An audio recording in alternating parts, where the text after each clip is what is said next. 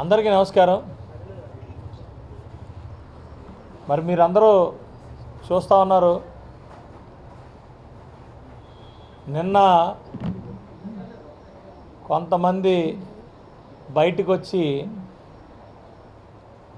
ఈ సినిమాల విషయంలో మాతో బయట మాట్లాడే ప్రెస్ల ముందుకు వచ్చి ప్రెస్ల ముందు మాట్లాడే వాళ్ళ గురించి కొంత చెప్పాలి.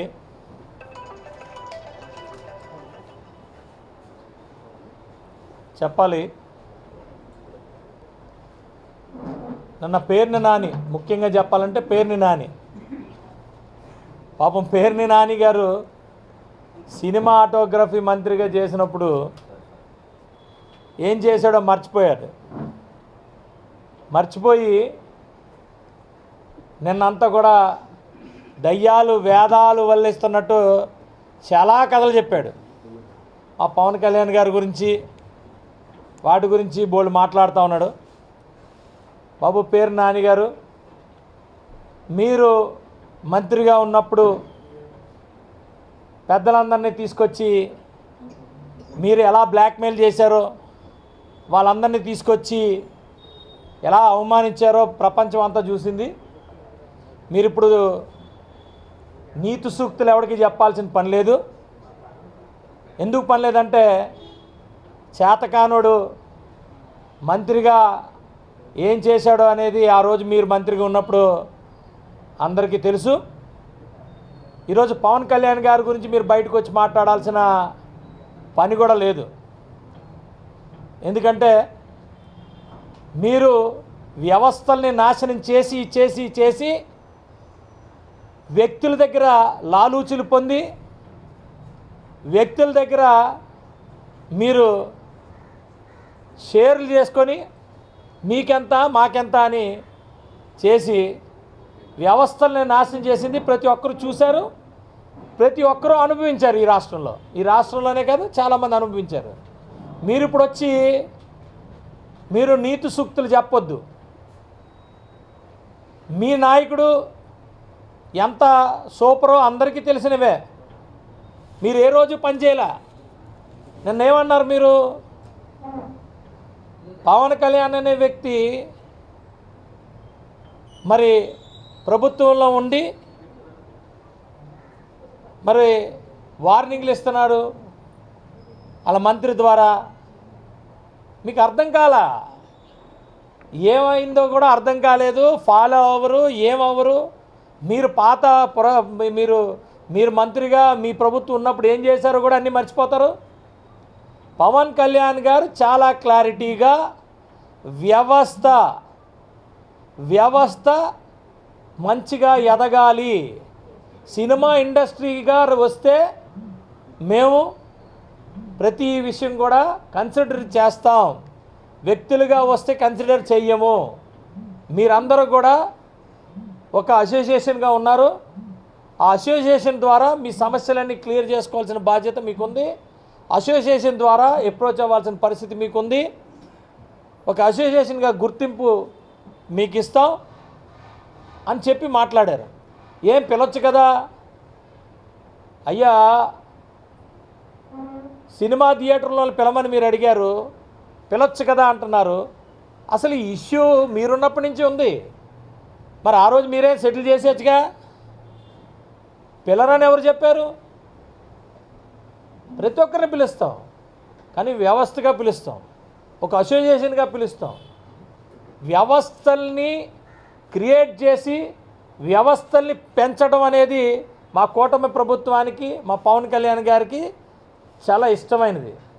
మీరు వ్యవస్థలు తుంచి వ్యక్తులతో లాలూచీలు పడి మీరు వ్యక్తుల్ని పెంచుకొని మనమని షేర్ చేసుకునే మనస్తత్వం మీది.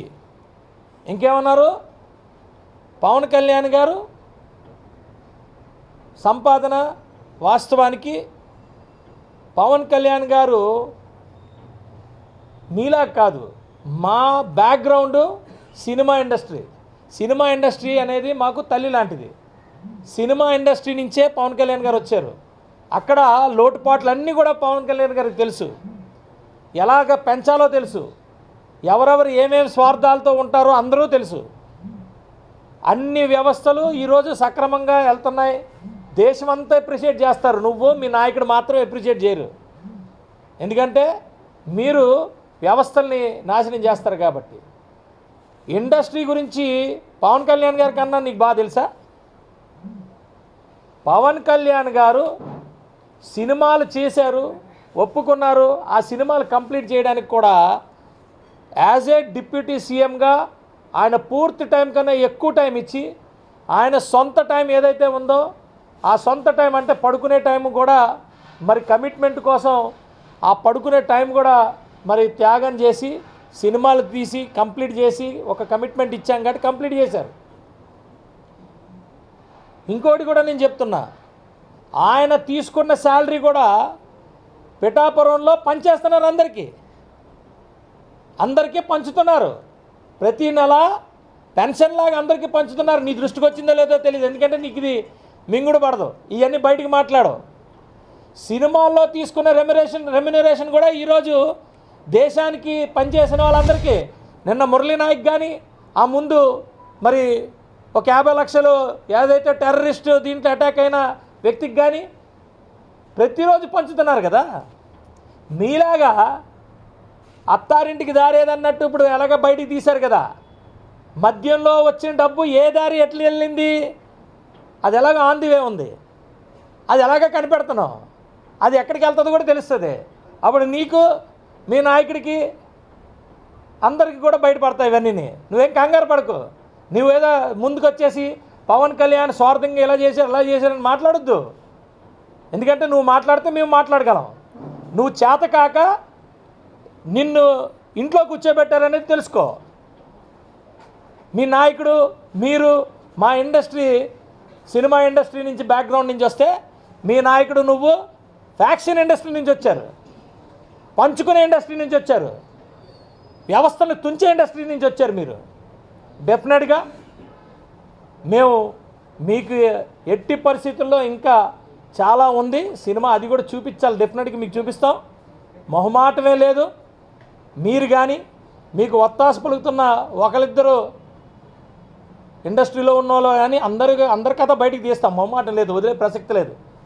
వ్యవస్థగా పెంచేటప్పుడు ఎవరైతే వ్యవస్థల్ని స్వార్థానికి వాడుకొని వాళ్ళ దీనికోసం చేస్తారో వాళ్ళందరినీ కూడా పట్టుకునే పరిస్థితి ఉంది, వాళ్ళకి గుణపాఠం చెప్పే పరిస్థితి ఉంది. వాళ్ళకి అంటుకుంటుందని మీరు తోక కట్ చేసిన కోతిలా గెంతొద్దని చెప్పి నేను చెప్తా ఉన్నాను. ప్రతి ఒక్కటి మీకు నచ్చినట్టు మీ పేపర్లో ఆటలు వేసుకుంటున్నారు. మీరు నచ్చినట్టు ప్రెస్ మీట్లు పెట్టేస్తే మీరు చెప్పింది వేదం అయిపోద్ది అనేది మీరు అనుకోకండి. చాలా గట్టిగా సమాధానం చెప్తాం. ఎందుకంటే మీరు ఏదో అవాక్కులు చవాక్కులు మీరు రాసేసుకుంటే, మీరు సంకలు గుద్దేసుకొని ఇలాగొచ్చింది అలాగొచ్చింది పేపర్లో మేము ఇలా మాట్లాడేసాం అనుకుంటే కుదరదు.